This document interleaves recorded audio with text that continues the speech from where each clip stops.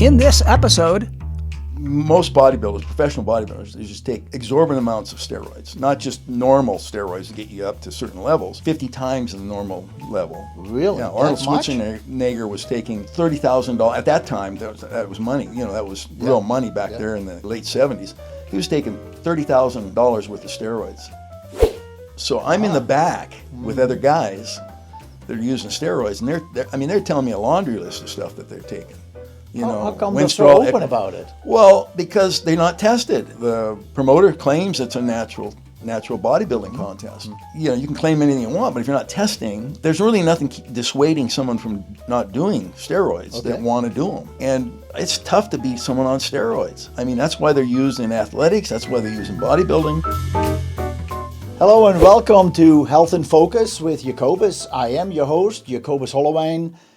Today, interesting guest, somebody I've known for, I would say, easily 30 years. And I have seen a big change going on in his life. And sometimes we get involved in our career and we are so busy with that and our mind is so much into the career that we forget to take care of our body.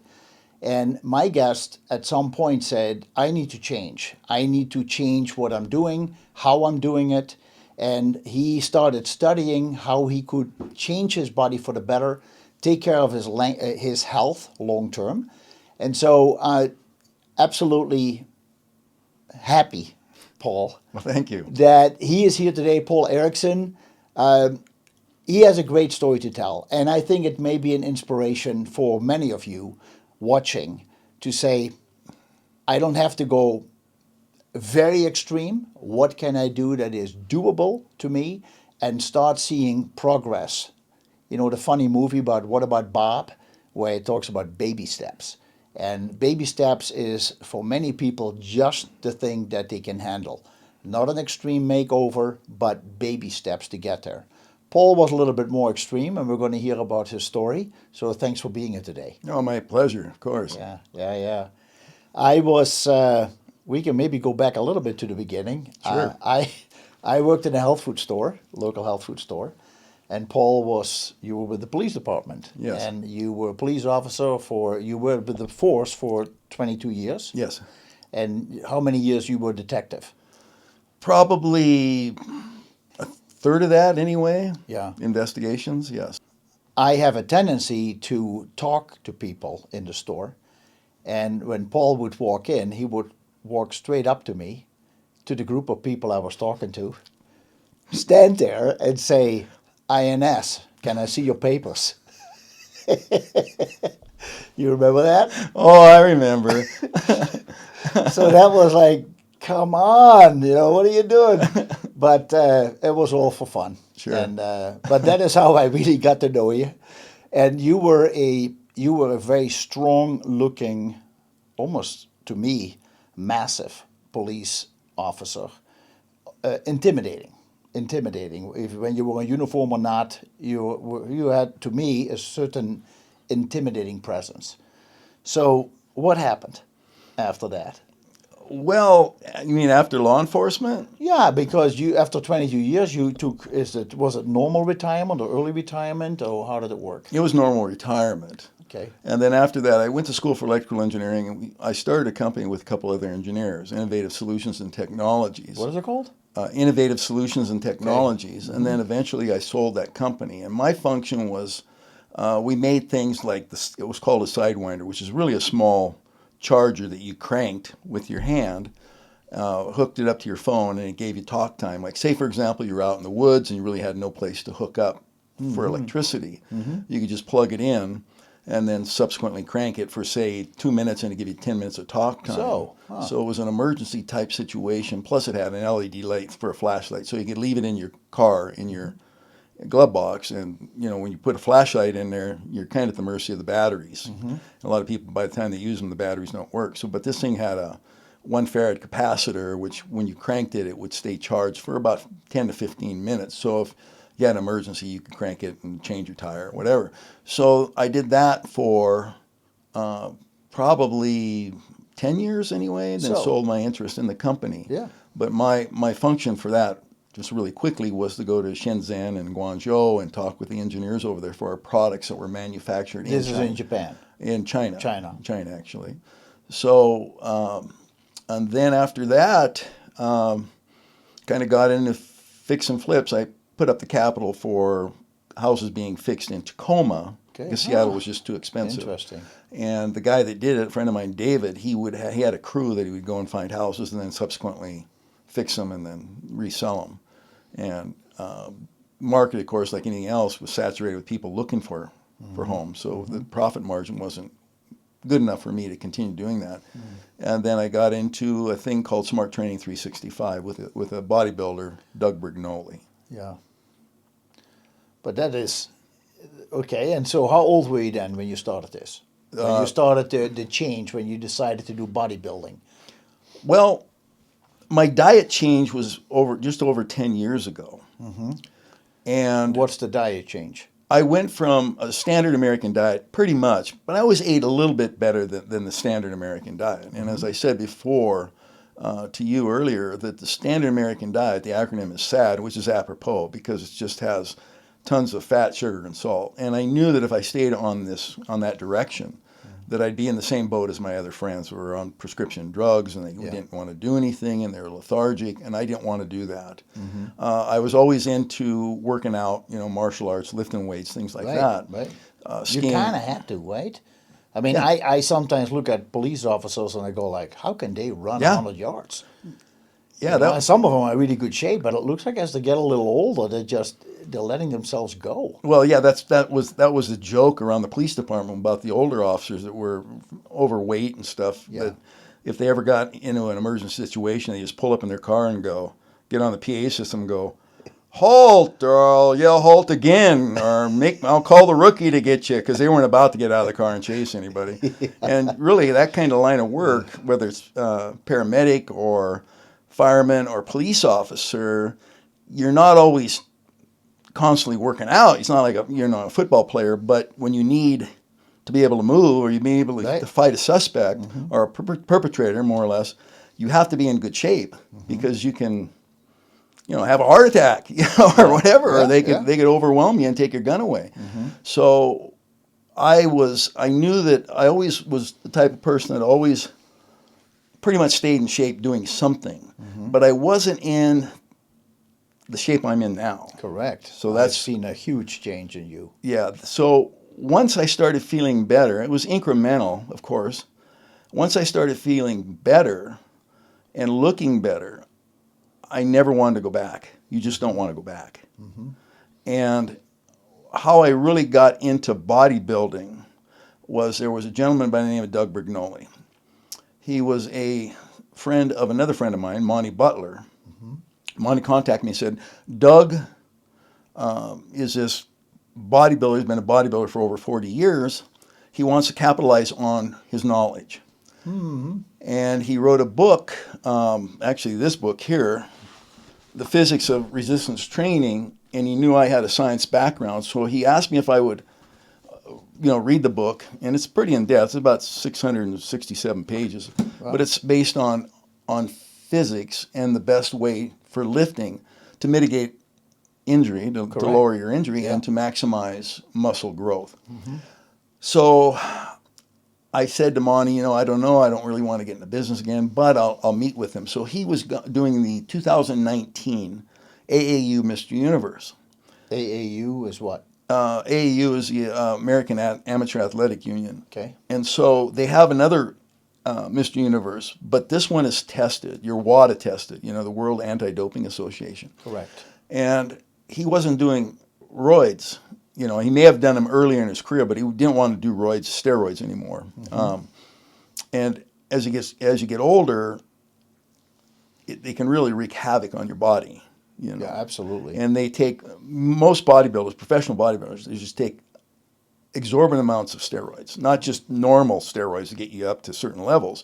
They 50 times the normal level. Really? Yeah, Arnold That much? Schwarzenegger was taking $30,000 at that time. That was money. That was real money back there in the 80s and early or late 70s. He was taking $30,000 worth of steroids at everything from equipoise to to growth hormone, to everything you can imagine under the sun to get that size. Yeah. So I didn't want to do that. And so I said to Monty, who lives in Vegas, I said, well, Doug's going to do the 2019. This was just before COVID. Contest. He was going to do a contest. Yeah. Yeah, just before COVID hit. Yeah. Because COVID really kind of hit like January, February, when they kind of knew what was going on, but they didn't know what it was or anything. Right, right. So he went and did the 2019. I said, I'll come down there and meet Doug. And we sat down and we talked. And he told me what he wanted to do. He wasn't very good in business, but he was very good at explaining, bodybuilding. And Correct. Yeah, doing this kind of research. Yeah. Yeah. And I liked it because it was a scientifically based system, as opposed to someone going, well, Arnold did these 60 years ago, and so I'm going to do them. Well, we don't drive cars that are 60 years old, normally. True. Everything has changed. Gas gets, cars are more gas efficient.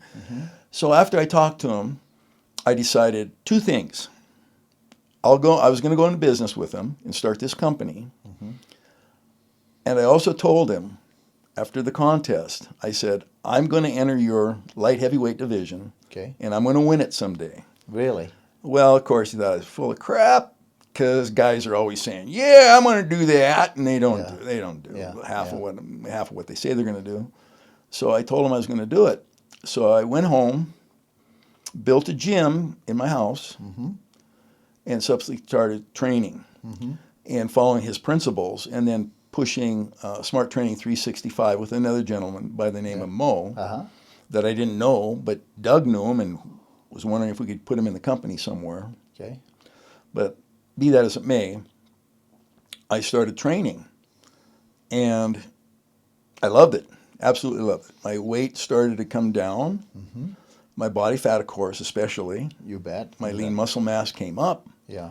And that's really what you want to do, whether you're a bodybuilder or not. Most people are looking for, when they talk about weight loss, which is really doesn't make any sense whatsoever, because you can lose weight by cutting your arms off, Yeah. So, but what people are talking about, in essence, is fat loss. They're not talking about lean muscle gain. mass. Yeah, muscle gain and fat loss. So that's how I really started in it. And then subsequently... So you're talking now 2019. 2019. Yeah, October 2019. But you said that 10 years ago, you started to make a change in your diet. Yes, I did. And like I said before, the reason I made the change, I just saw people my age having one hell of a time with their health. And once I started changing with my diet, my biomarkers were all normal at that point. I was feeling much better, but I still had more body fat than I wanted. And so once I realized that if I went into bodybuilding, which I wanted to try anyway, I really wanted to try it. It was put it this way, it was my cup of tea, and some people it isn't. And I don't That's expect a good most, point. Fair point. But so when I went into bodybuilding, I had to change my diet around a little bit. In other words, I had to make sure that I received enough protein. Correct. At certain times. Yes. And we can highlight on that. I think you had a person on here, Rick Bruner, actually really was instrumental in helping me with my supplementation, AMP kinase, mTOR, protein, and what was the proper way to take it. And one thing I'll mention is a lot of people, especially on the internet, that are selling products. First off, you don't know if those products are good or bad unless they're tested. Correct. There's a lot of garbage out there. Yeah. A lot of promise and a lot of garbage. And one thing I realize is they're trying to sell the product, which I understand. You can't stay in business if you're not selling your product, but it was one size fits all. And they tell you to take 2 scoops of this and 3 times a day. And it was like, well, does a 200-pound man take the same amount as a 100-pound woman? Well, that doesn't make sense. Yeah. And so they never really, it wasn't individualized. It was use my product, use it up, buy some more. Correct. And I'm not saying their product's bad, even though a lot of them are.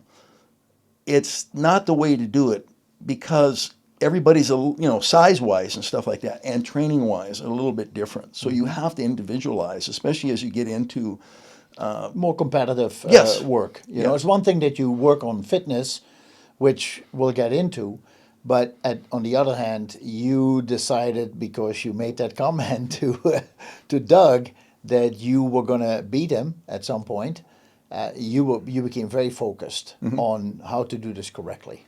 Yes. And you obviously had a lot of catching up to do. Oh yeah, I did. Yeah, I mean, because somebody like that is a lifestyle forever. Yeah. Yeah. And so it turned into, initially, just like when you start out anything, my training right now is a lot different than it was when I first started out. Okay.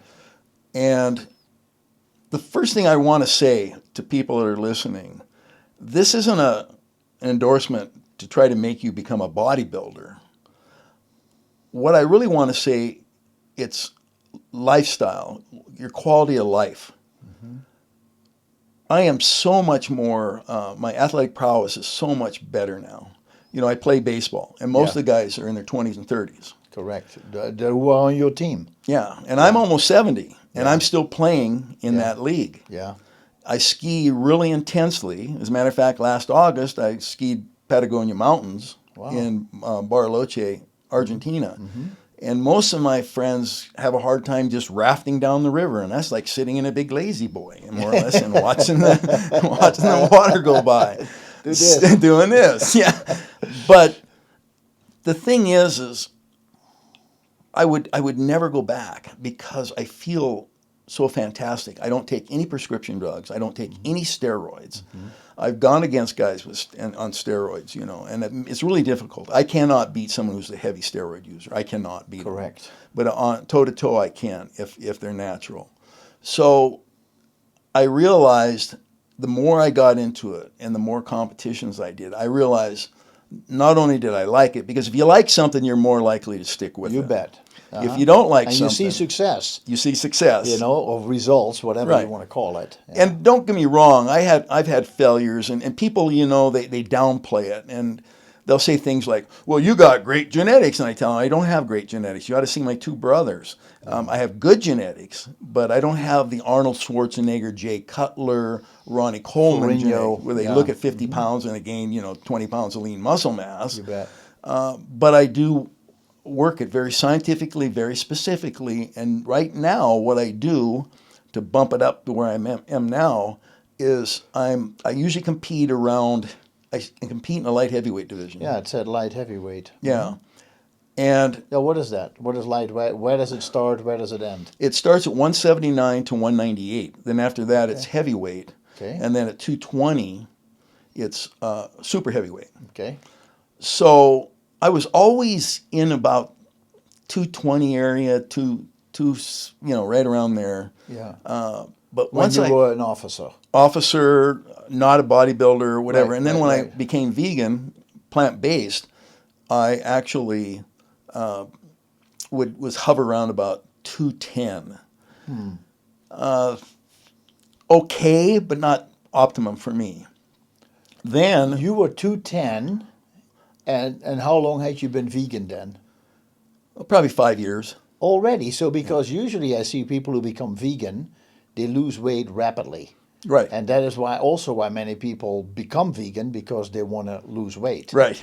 And so I'm surprised, Cindy, that you only lost about 10 pounds in Well, 5 years. 10, 15 pounds, but I trained still hard. I trained heavy. Yeah. And my vegan diet wasn't necessarily like it is now, because people have this misconception a lot of times. Everything vegan is healthy, and that's not true. French fries and Coca-Cola are vegan. Correct. And Coca-Cola is about the worst brown drink you can drink. There's no nutrition. It's full of sugar, and it's caramelized, and who knows what else. Yeah. And so just because someone says vegan doesn't mean that it's healthy. Correct. There's a lot of processed vegan food.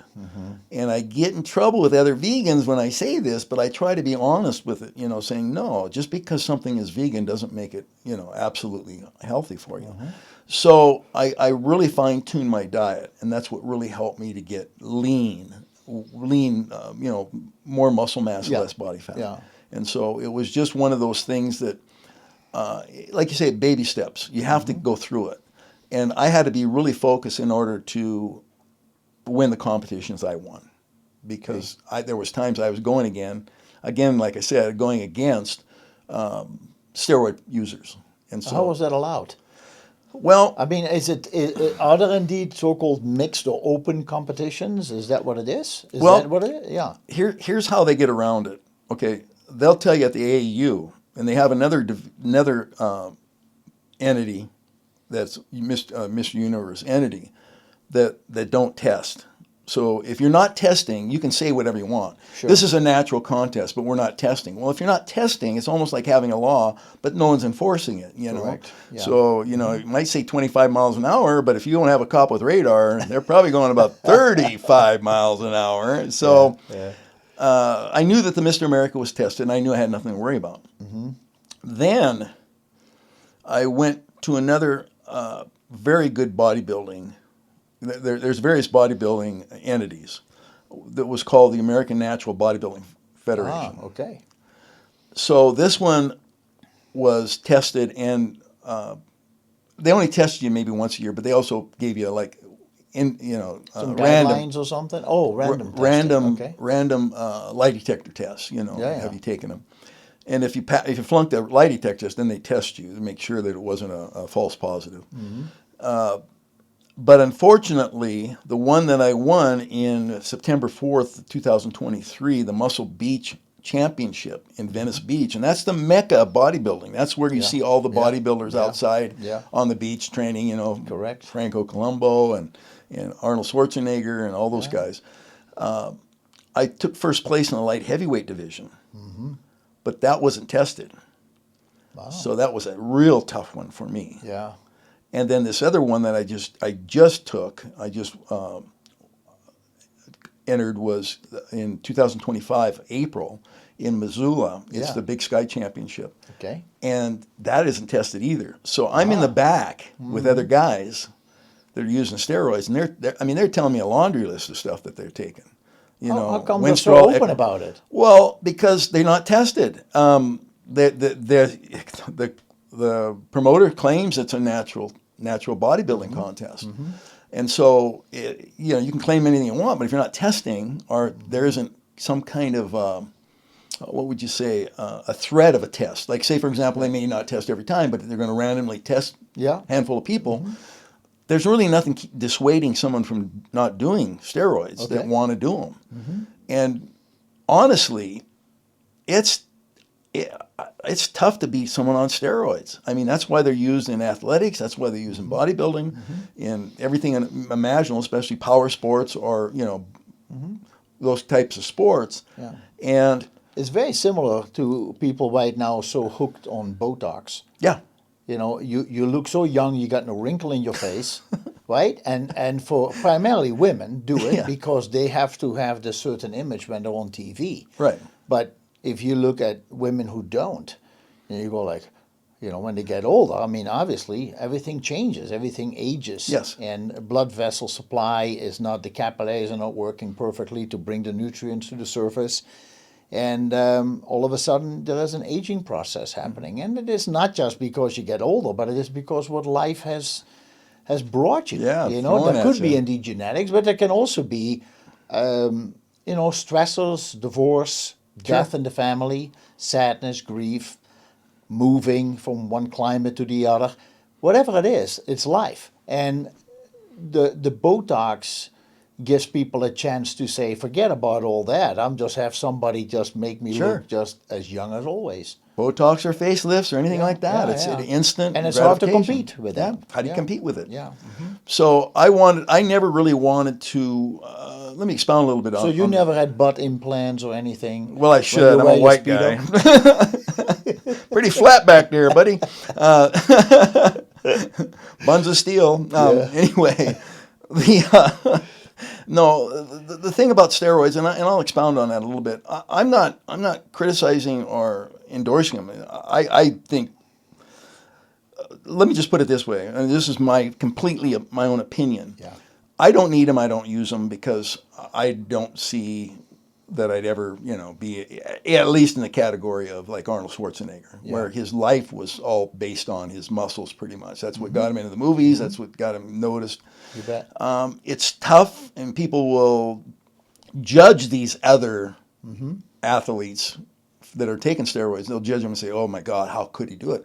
But if you're making a strong 6 figures and above because of your body or whatever, Arnold Schwarzenegger, Sylvester Stallone, those guys, it's a little bit harder than just trying to look good at the bar, or at the beach. Yeah. So it's kind of everybody's own decision. I would dissuade anyone I train or talk to or anything like that. I tell them no. But if you decide to do it, the minimum you want to do is find an endocrinologist or someone like that, a urologist, so that you don't have prostate problems down the line because, with all the thing with total testosterone, free testosterone, you bet. Testosterone, all that Estradiol, yep.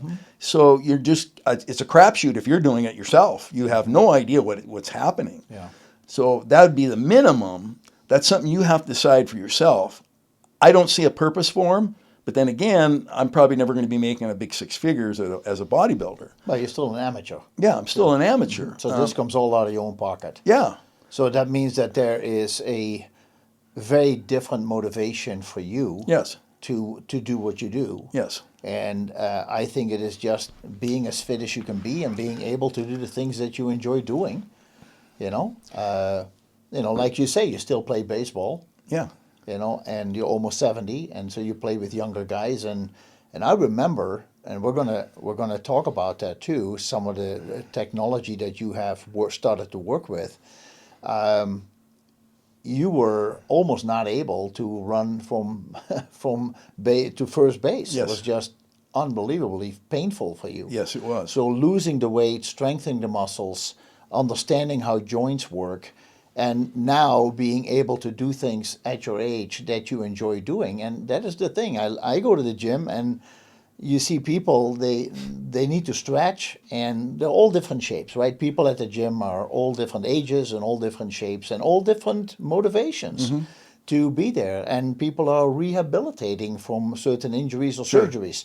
So when it comes to that, movement is important, stretching is important, weights are important. But it has to be about, I want to be as fit as possible. And the ones that you're talking about, the ones who use steroids because they want to go to these type of competitions to win first place, that's the motivation for them. And obviously they look good in the clothes when they walk around and be with other people.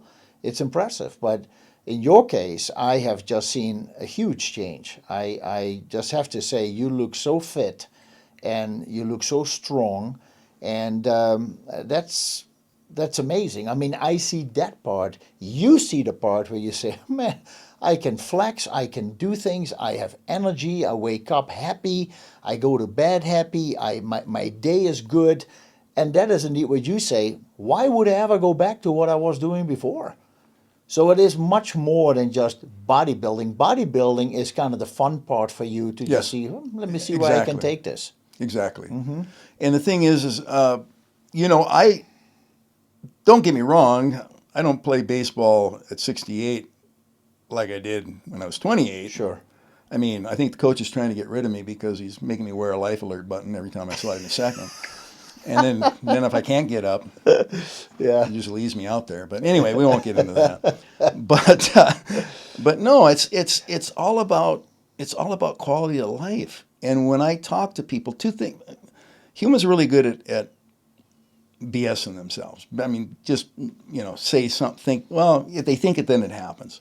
Case in point, if someone comes to me and they say, well, listen, I want to get, first they'll say, I want to get in your kind of shape. And I'm like, no, you don't. I train 6 days a week. Yeah. I'm constantly doing stuff. I mean, if you do, it's fantastic, but it's not really attainable for most people.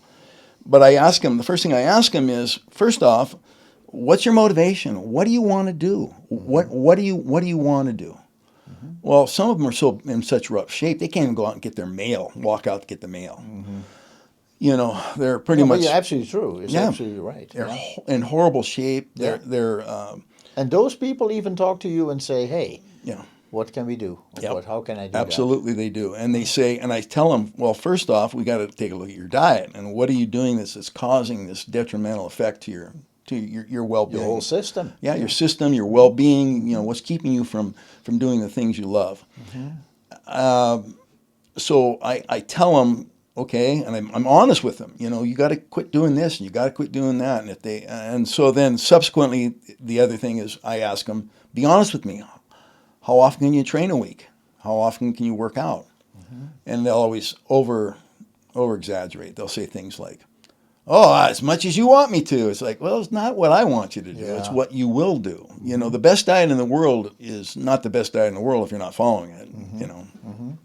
So I tell them, well, let's be reasonable here. How about if we do 3 days a week, 45 minutes a day, and that means, and this is really hard for millennials, Gen Xers, and Gen Zs, take your phone and leave it in the locker unless you're using it for your workout or time your workout, because they're like this on equipment.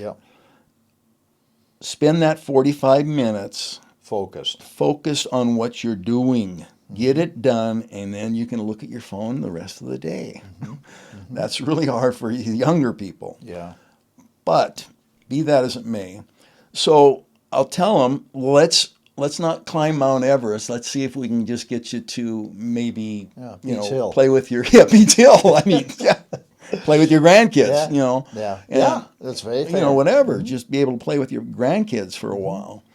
And so I try to make it reasonable. But what happens is, as you start the transformation, just like I did, when you can see you can do things that you couldn't do before, things that you used to love, like golfing or whatever it is. You couldn't do those before, or right now, but you could do them before. So once you get that, it's amazing how you become more motivated. You're like, my God, and then I want to lose more weight. I want to be healthier. I want to, get rid of my prescription drugs that I'm taking, all these statin drugs and whatever. And I'm all for it. I tell them, be reasonable. Let's be reasonable. Let's get you to this stage here. Then let's go another goal or whatever you want to do. But it's not what I want them to do. It's what you want to do. What do you want to do? What are you lacking in your life that's causing you depression? What are you not doing that you really wish you could do again that you used to enjoy? Is it scuba diving? Is it, golfing? Is it whatever? Just going out on a walk? Going out for a walk. Yeah. Some people can't even do that. They can't do it.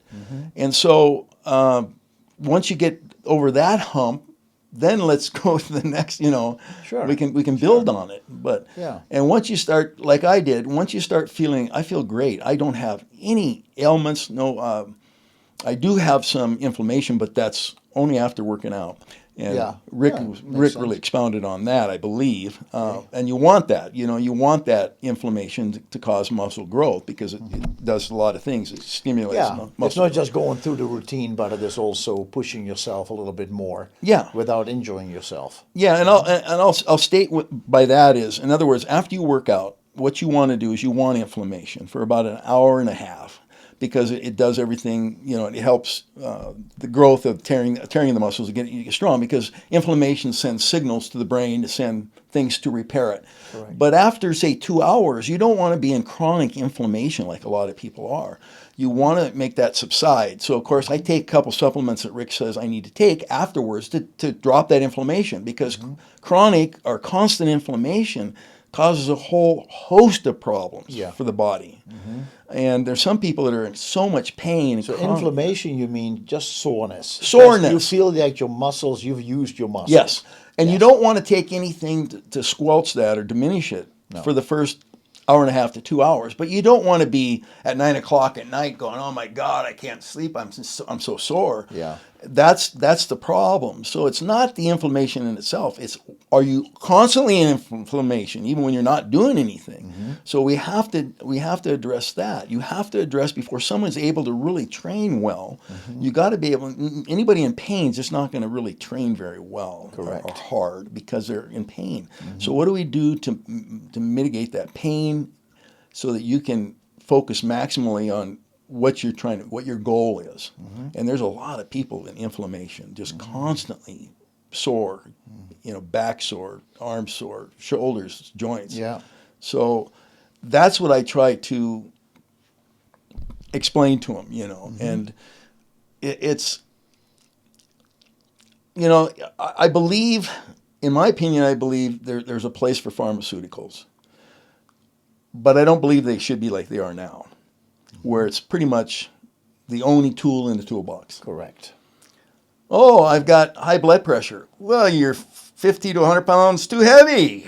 Maybe we'll first lose the weight and see if you still have that, So that's what I like looking at. Yeah. You still have the ability for the pharmaceuticals down the road if it's needed, which it probably won't be, especially if you have type 2 diabetes. Yeah. But I just don't like the way our medical system is pretty much putting you in perpetuity on a drug that you're going to be a customer for them for life. Yeah.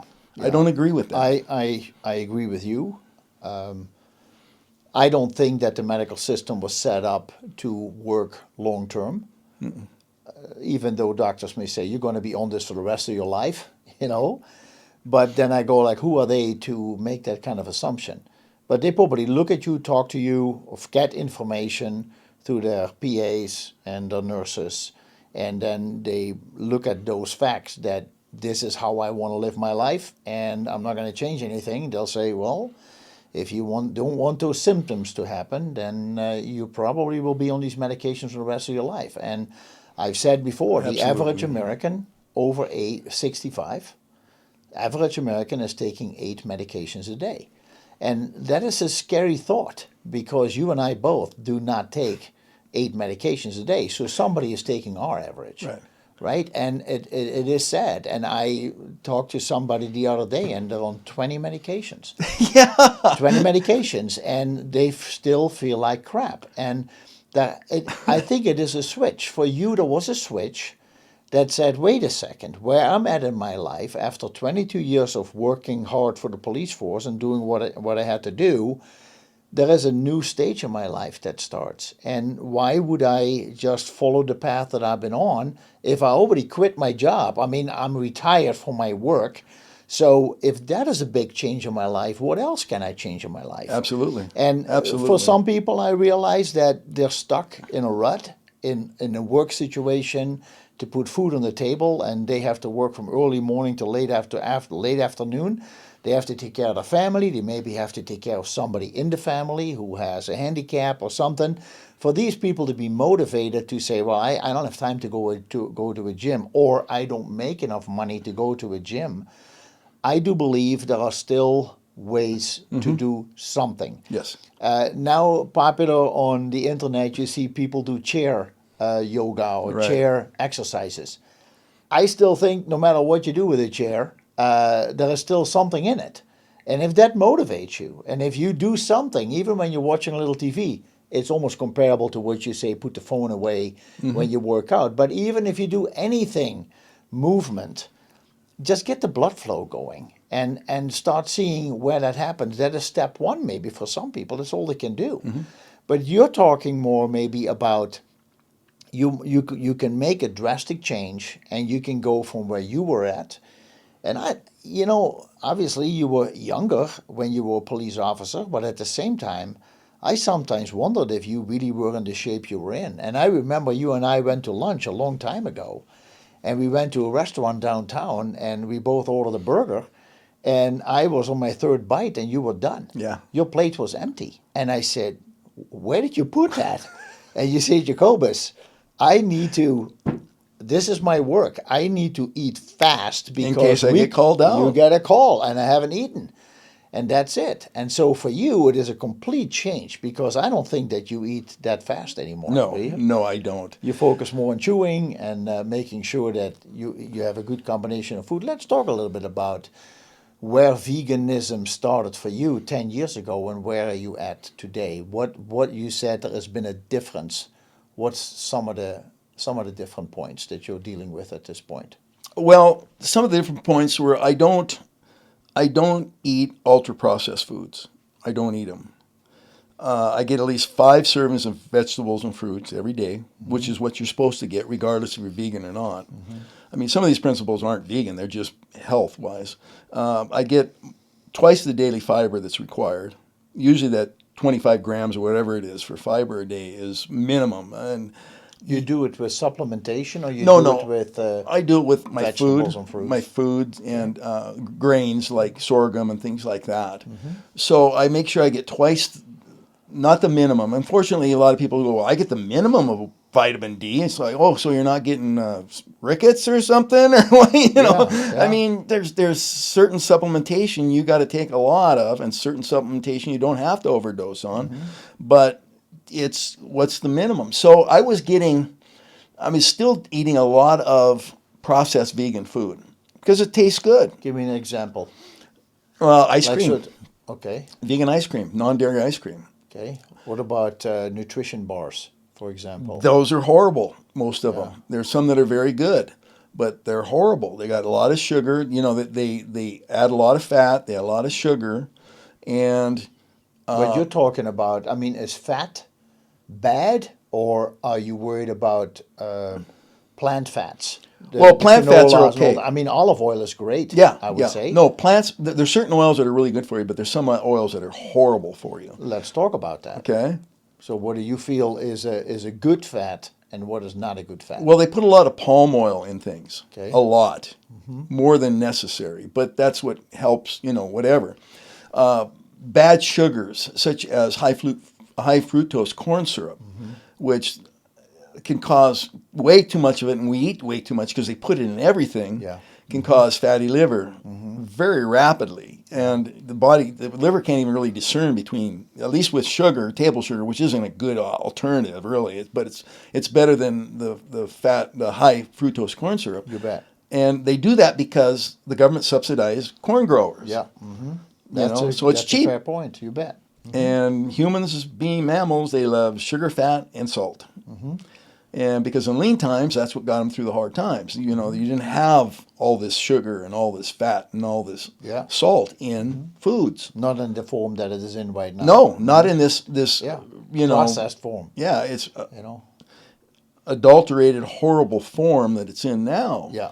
And so I started pulling back and going, you know, I need to eat more fruits and vegetables. And what I did was, and it's really hard to some days to do it like 5 and 5 or whatever, typical, say kale, lettuce, whatever. You bet. So a lot of times I have a juice drink where I put all the vegetables in there, Okay. and maybe some fruit to sweeten it up. But I don't normally squeeze it. I normally just mix it so Blend I can it. use the fiber Okay. in the vegetables and the fruits. Yeah, in the blender. Yeah, in the blender. So I blend it up and then I drink it. I Yeah. drink usually a couple of those a day. Yeah, it's probably hard to drink that much because you got that fiber in there. Yeah. It's much easier to drink the juice. Yes, it is. And that's what they say. A glass of carrot juice is 8 or 9 carrots or 5 carrots, whatever. It's harder to eat 5 carrots than Yes. to drink the juice. Yes. It's the same with what you're talking about. Yeah, exactly. And that's what I do is I get my fiber, maybe not conventional ways like eating it in a salad, but I do that also, of course. Sure. This is what I heard, and I'm not sure. I've done some investigation. I believe it's true, but I've been told it's best to not only blend your fruits and vegetables. It's also good to eat them because when you're chewing, you can only break it down to about 7 millimeters. Yeah. The food. When you blend it, it's down 5 or more, and it actually breaks the cell wall of the vegetable, so that you get the phytonutrients in the vegetable. But you want the fiber also. You want that fiber that passes through that gets into the gut biome, you know. Yes. And you want to have good gut biome. I mean, every time you turn around, you're looking at TV and they're talking about some kind of gastric, you know, problem that people have. Yeah. And that seems to be a big one, you know. So that is going to keep that from happening. You got proper gut biome. Yeah. And so I do Well, I that. was just reading an article about dental health and how important it is for us to chew. The harder we chew, the more there is a special layer around the teeth that gets broken down when we chew really well. And it repairs itself almost immediately. And so the teeth are living tissue. Right. They are. And so they are working, they're connected with all the different organs in our body. It's a fascinating study, and I do want to do a show on this as well. But like you say, if you just drink juices and you don't exercise your muscles in your jaw, then your teeth are, the negative effect that has on teeth is going to have a negative effect on the rest of your body. Yeah, and I try to explain that to them. You want to chew, you want to masticate food, you want to chew it. Yeah. But you also want to drink it too. You want that the phytonutrients broke down too. Sure. And it's kind of hard for, like I drink to get enough protein. Normally, say you're sedentary, you're not a bodybuilder, Sure. but a man, typical male, would do 30 to 35 every 2.5 to 3 hours. Okay. A female every 25, because females are normally lighter than men, less muscle mass. Yeah. So 25 to 30 grams.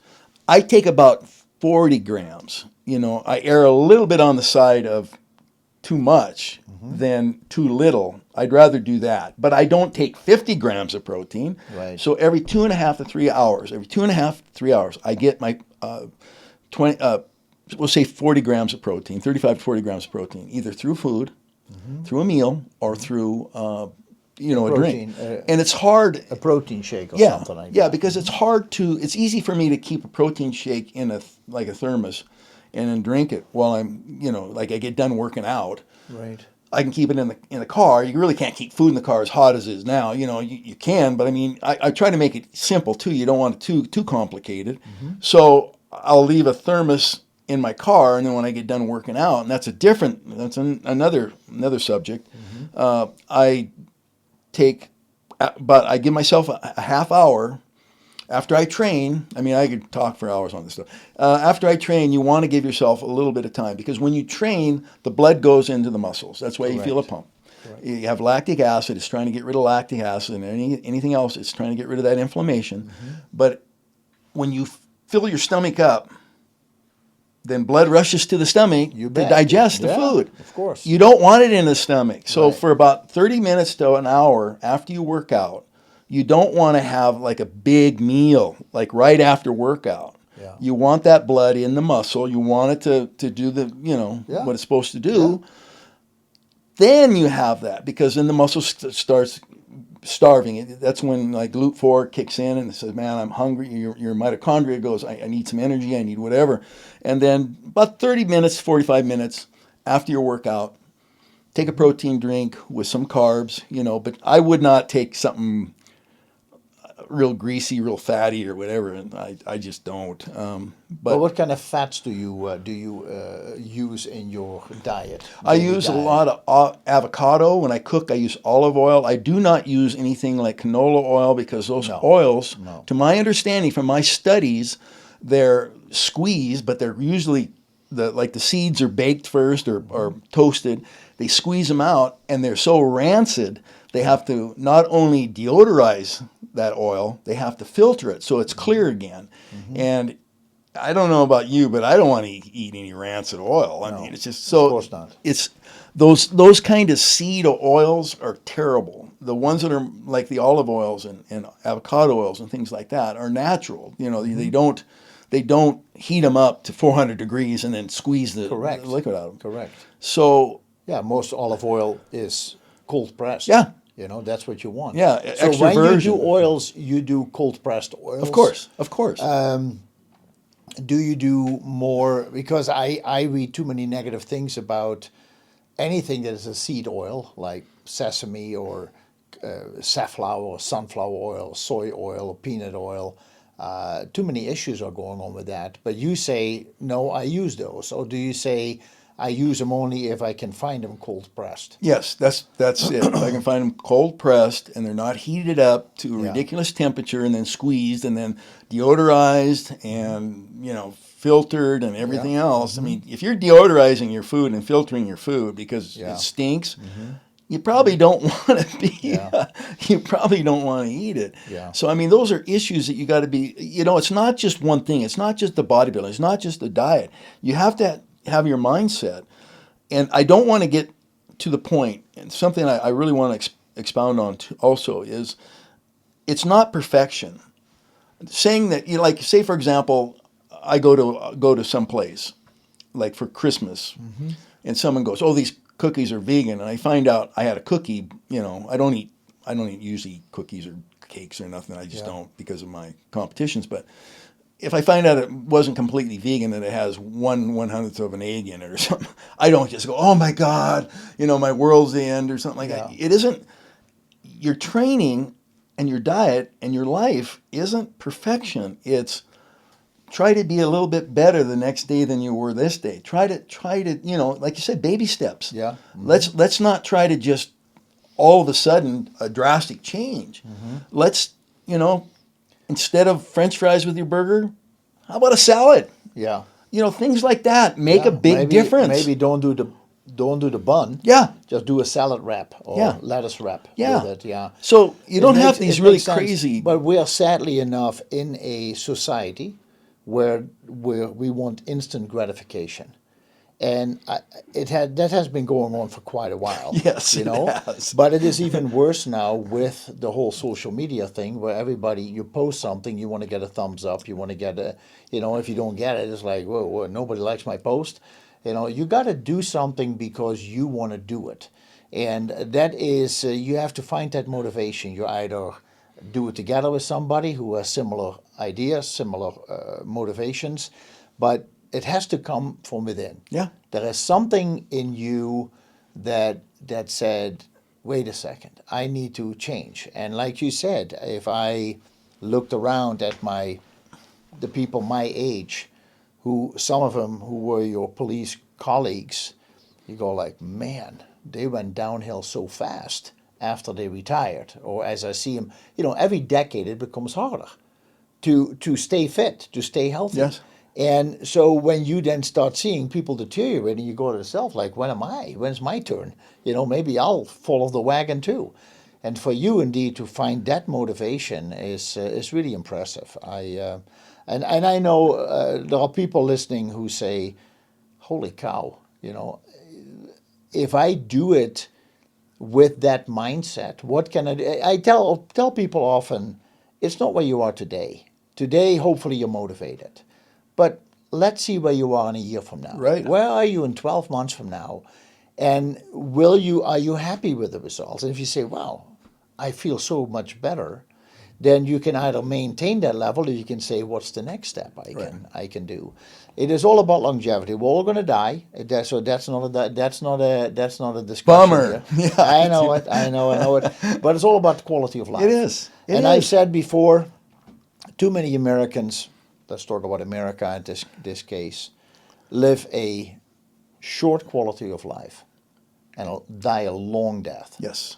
Yes. And you want to reverse that. You want to have a long quality of life, die a short death, and have your wits about yourself, keep your sense of humor like you always do, and enjoy the days and enjoy looking at yourself and feeling good on the inside and the outside. It's really an important part of living, in my opinion. Of course. And I almost feel on a spiritual level, for whatever that means to anybody listening, I feel this body was given to us.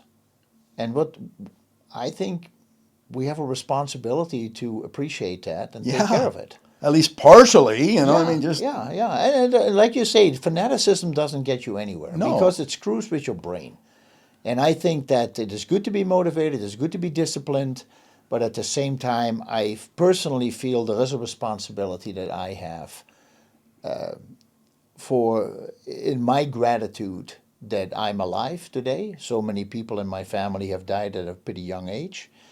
My sisters are still fine, they're older than I am. But it's I feel these are choices you make, and that choice, like I said, comes from within. Yeah. And for me, there is times when it is an inner drive to be better. Sometimes it is an inner drive because I feel like a voice telling me, what are you doing to yourself? You know, come on, wake up, do something better. And so that to me is my motivation. You know, appreciate what I have, Yeah. what I have been given, and to give back in another way. Yeah, and on the same note, what you were saying is very true. You know, don't. I tell people, man, you fall off the horse. Don't just start beating yourself with a cat of nine tails. Get back on it. Get back. You know, get back on track. You may fall off. You probably will fall off. But that's again, we're talking perfection, and we're talking. I'm just going to do a little better next time. I will do a little better next time. I'll do. That's easy to accomplish. Perfection is. It'll drive you insane if you try to. Like, oh my God, you know. I'm a pound overweight. And it's like, no, let's not. No. Then people usually quit. Yeah. That's the problem. Yeah. I don't want to see people quit. What's going to motivate you to get to a place where you're going to be happy, where you're healthy? When, like Rick said, and I'm sure you know, he said on your show, I think a couple times, muscle is health. Muscle is movements. You know, lean muscle mass is what you want throughout your life, because muscles not only are they used for movement, they're also used for glycogen stores. Like 85% of your glycogen is stored in your muscles. So that's very important when it comes to type 2 diabetes and stuff like that. There's no one, regardless of what you see on commercials where people are prancing around, they're all happy. Oh, I took this prescription and now all my worries are done. It's a panacea and all this other garbage. People aren't happy. I can tell you that. Yeah. People I see that have to take drugs aren't happy they're taking drugs. No. A lot of people in this country feel they have no choice because all roads That's the problem. all roads lead to the hospital. And that's not a good sign. Well, let me tell you something in that vein. A friend of mine, morbidly obese, taking statin drugs, you know, high blood pressure, all that other shit. Type 2 diabetes, of course, just is, you know, what is it? Cyanosis or whatever, where they have the purple from their knee down. It's just purple all the way down to their feet because they're not kind of a neuropathy. they're kind not of getting deal. enough Yeah, oxygen, blood flow. blood flow because the heart can't pump it that far, that extremities. So I had him losing weight, and his blood pressure and cholesterol and everything else came down substantially. And I said, well, I'd never tell you not to take your drugs, but you better go talk to your doctor. It was a female doctor. I said, you should go talk to your doctor and ask her, your levels are low enough now that you don't need these. Yeah. So he goes there, and she says to him, what the hell is this guy trying to do? Get you off your prescriptions? And I said to him, go back and tell her to her face, say, yeah, he's doing the job that you should be doing. Correct. Your job should be, I have to give this guy a drug because it's the last resort. He may die in the interim, but let's see if I can get him off that drug. Correct. That's their job. Yeah. You know, their job is to make their patient as healthy as possible, not to have a perpetual customer. Yeah. So I think we've lost sight of that. So do you want to take those drugs forever, or do you not want to take them? You get on it, you want to make sure to get off it. Yes. I tell Yes. people, if you go on a medication because you have to, you know, something happened to you, an accident or something sudden, then as a doctor, that's why you go to school for all these years, in my opinion. And that's why many of them have been practicing for 10, 15, 20 years after school. They should roughly know what the effect of that medication is going to be. And they should say, listen, the medication is going to put you in a position, in a somewhat, let's call it a maintenance, stability position, stable Right. position. Now use those next 3-4 months to make some changes in your diet, do some exercises. I want you to go see this physical therapist. I want you to work with that person. This is maybe somebody you should see. We're going to reconvene in 3 months, but this is my homework for you. You need to do this so that, and because I don't want you to be on this medication, but this medication is going to help you to go through that period, if that's what they want to say. But there are other people But who why will wouldn't say, they? you know, you don't need any medication, just do these and these things. You know, you lose the weight if that's what your problem is. let's take a look at why do you have inflammation? You know, is it because of work that you've done 25, 30 years ago? Right. Where you thought you were young, you could do anything, or somebody forced you to do certain things, or maybe you made some stupid choices, jumping with a bungee cord over a bridge, or, you know, go skiing in Patagonia or something like that. You know, but then people say, we made a mistake, and we got in an accident, and it has really ravaged our body and our mobility. You know, there is still a moment that you say, I may not ever get back to 100%, but I can get back to a fitness level that I'm going to enjoy. And Yeah, I think I'm going to have a good quality of life. That's right. That's the right. bottom line. How many people are on 8 prescription drugs have a good quality of life? I can show you about everyone I know that are on massive amounts of prescriptions have a horrible life. They wish they weren't taking them. Yeah. I have yet to find one that's doing backflips like you see it on commercials. They're like, my God, I'm on a statin drug. Oh, great. You know, Nobody says there's nothing like that. Well, Paul, thanks for being here today. Sure. It was So enjoyable. you won the Muscle Beach Championship. Then you did the one in Missoula. Was there another one? You're going to go to Venice Beach this Venice year? Beach this year. That will be in September? That's Labor Day. Okay. And then there's there's one in New Hampshire, the East Coast, you know. So I'll be doing that one in October, end of October. But you mentioned to me you're always going to win because as long as you get on stage and you're not in a wheelchair, you're probably going to be okay. Well, that'll be good for a year or two.